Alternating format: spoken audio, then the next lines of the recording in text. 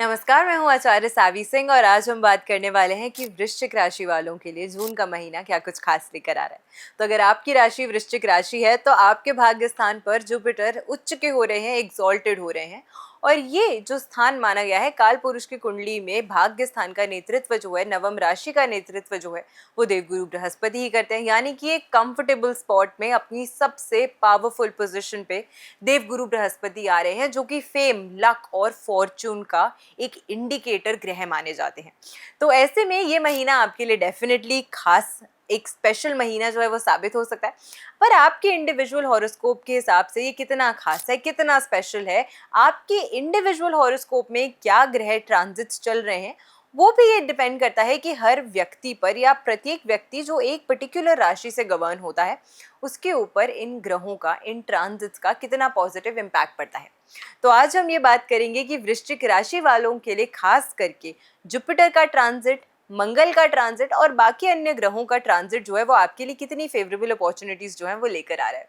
सबसे पहले हम आपकी राशि की बात करेंगे, आपको एक अच्छा उपाय भी देंगे आज की वीडियो में, लेकिन उससे पहले इस महीने के पंचांग को जान लेते हैं। इस महीने का पंचांग क्या कुछ खास कहता है।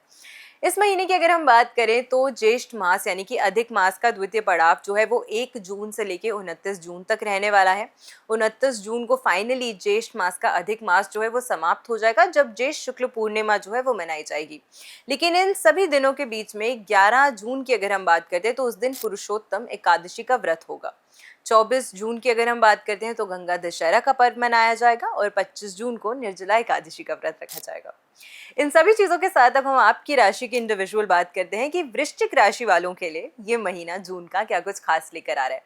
देखिए, सबसे पहले अगर हम मंगल की बात करते हैं तो मंगल इस समय के दौरान आपके लिए छठे भाव से, जो कि कंपटीशन का भाव माना गया है, स्किल्स का भाव माना गया है, जॉब में अगर, नौकरी पेशे में अगर आप काम करते हैं तो आपकी नौकरी का भी काम भाव जो है वो माना जाता है। ये रोग का भी भाव है, ये शत्रुओं का भाव है। लेकिन यहाँ से मंगल का गोचर जो नेचुरली एक पराक्रमी, एक मैलेफिक प्लैनेट माना जाता है, और त्रिशढ़ाई भावों में मंगल जैसे पराक्रमी ग्रह का गोचर जो है वो आपके लिए पॉजिटिव चेंजेस लेकर आ रहा है। यानी कि मतलब वो लोग जो बहुत लंबे समय से परेशान चल रहे थे अपने हेल्थ को लेके, वो लोग जो मेडिसिन तो कंज्यूम कर रहे थे लेकिन मेडिसिन से उन्हें अपने जीवन में कोई पॉजिटिव रिजल्ट नहीं देखने को मिल रहा था, हिडन एनिमीज से जो परेशान चल रहे थे, कंपेटिटिव एग्जाम्स के लिए प्रिपेयर कर रहे थे बट अनश्योर थे कि कितना बेटर परफॉर्म कर पाएंगे, उन सभी लोगों के लिए ये जो ट्रांजिट है मंगल का छठे भाव से आपके लिए कुछ पॉजिटिव चेंजेस जो हैं, कुछ पॉजिटिव शिफ्ट जो हैं वो आपके जीवन में लेकर आ रहे हैं। क्योंकि 1 जून से लेकर अगर हम बात करते हैं तो 20 जून तक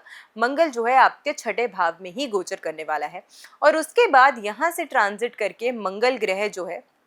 वो सप्तम भाव में गोचर कर जाएगा, और सप्तम भाव में आपके लिए ये 2 अगस्त तक रहने वाला है। यानी कि 20 जून से लेकर 2 अगस्त तक का जो समय है वहां पर मंगल जो है वो आपके सप्तम भाव से गोचर करेगा। अब जब तक मंगल आपके छठे भाव से ट्रांजिट करेगा, जैसा मैंने आपको बताया कि आपकी कंपेटिटिव स्किल्स को, आपकी एनिमीज के ऊपर विक्ट्री पाने की स्किल्स को ये काफ़ी ज़्यादा शार्पन करेगा, आपकी इंट्यूशन को शार्पन करेगा, आपको पावरफुल बनाएगा। लेकिन जैसे ही इस मंगल का गोचर आपकी राशि से सप्तम भाव में हो जाएगा, तो यहाँ पर सप्तम भाव में जब मंगल का ट्रांजिट होता है तो ये कहीं ना कहीं आपके रिलेशनशिप्स को, आपके संबंधों को, उसमें थोड़ा सा एक अग्रेशन, क्योंकि ये अग्नि तत्व ग्रह भी माना गया है। और आपकी भी हम राशि की अगर हम बात करते हैं तो वृश्चिक राशि जो मानी गई है एक मिस्टिकल राशि है। यानी कि ऐसे लोग जो होते हैं अपने जीवन में कई सारी बातों को, अपने सोच विचारों को जो है वो अपने मन के अंदर दबा कर रखते हैं और एक्सपेक्ट करते हैं कि सामने वाला व्यक्ति जो है वो समझ जाए किसी तरीके से कि हम क्या महसूस करें हैं। बट ऐसा होना हमेशा पॉसिबल नहीं है। और जब मंगल का गोचर इस भाव से होगा तो आपके वर्किंग पार्टनर्स के साथ, आपके बिजनेस पार्टनर्स के साथ, या फिर आपकी जो पर्सनल लाइफ में आपके पार्टनर हैं उनसे आपकी एक्सपेक्टेशंस बहुत बढ़ जाएंगी। और जब वो एक्सपेक्टेशंस मीट नहीं होंगी तो आपको गुस्सा आएगा, अग्रेशन हो सकता है, जिसकी वजह से कहीं ना कहीं आपके रिलेशनशिप में खटास या परेशानी आ सकती है। इसीलिए इस महीने के दौरान अपने अग्रेशन को थोड़ा इन कंट्रोल रखिएगा। उनके साथ जो आपकी इच्छा है या जो आप चाहते हैं या जो भी आपकी नीड है, आप उसे खुल के एक्सप्रेस कीजिए, ताकि सामने वाला व्यक्ति जो है वो डिलेमा में ना रहे कि आप क्या सोच रहे हैं, आपको क्या चाहिए और ऐसा क्या है जो वो आपको नहीं दे पा रहे हैं, या आपकी किस बात को वो नहीं समझ पा रहे हैं, जिसकी वजह से मिसकम्युनिकेशंस जो हैं वो आपके रिश्ते में या आपके पार्टनरशिप्स में जो है एक फूट डाल सकती हैं। तो इस चीज़ का आपको विशेष करके ख्याल इस महीने के दौरान डेफिनेटली रखना चाहिए।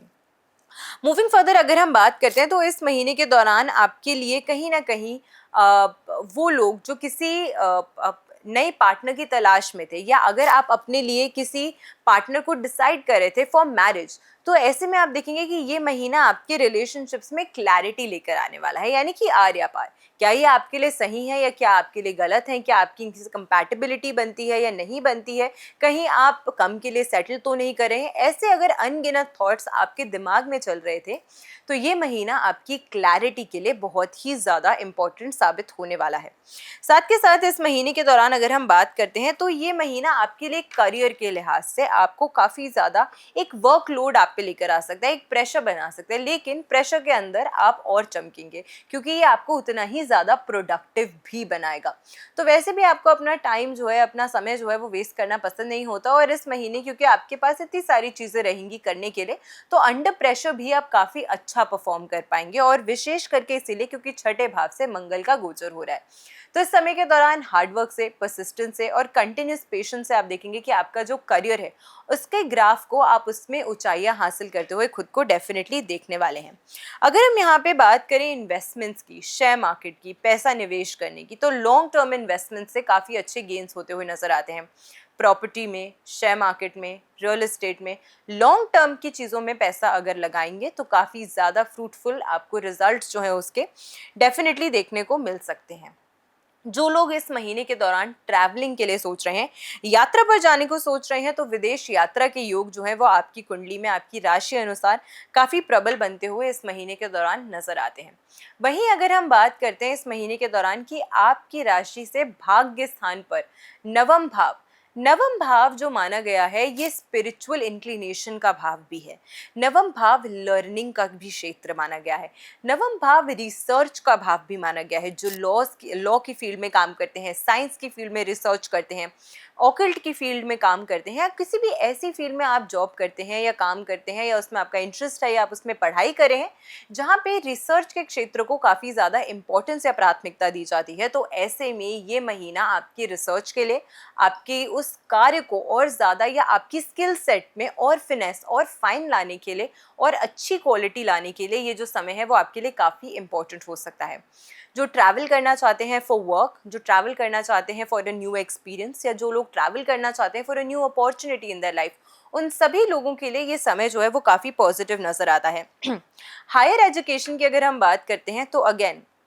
जो बच्चे विदेश जाके पढ़ाई करना चाहते हैं, विदेश से कुछ ना कुछ कांटेक्ट बना के हायर एजुकेशन जो है वो हासिल करना चाहते हैं, उनके लिए ये समय जो है वो थोड़ा सा मुश्किलों भरा मुझे नज़र आता है। और उसका रीज़न ये है कि इस महीने के दौरान अगर आप देखेंगे तो यहाँ पर कुछ समय बाद बुध जो है वो रेट्रो भी हो जाएगा। मन तो बना लेंगे, सब कुछ कर लेंगे, लेकिन बुध डॉक्यूमेंटेशन भी है, तो हो सकता है कि सारी चीज़ें क्लियर होने के बाद डॉक्यूमेंटेशन में कहीं ना कहीं कोई प्रॉब्लम आ जाए, कोई कमी आ जाए,